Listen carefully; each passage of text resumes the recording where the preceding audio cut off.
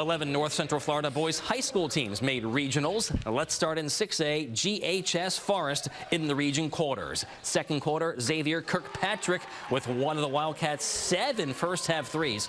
They're down 1.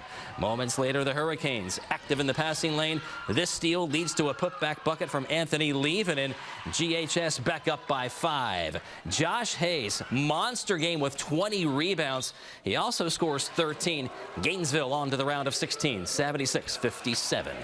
3A, PK Young hosting round 1 as a 7 seed, having won its district. The Blue Wave taking on Charlie Ward and FSU High. Third quarter, Seminoles in transition. Always a good time to shoot a 3. Thaddeus Barnes drills it, 37-27, FSU High. The Blue Wave going to their young man with a horn, Moses Horn. Turnaround's good.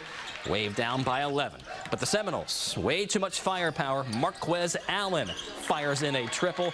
PK Young's 7-game winning streak is broken, 57-51.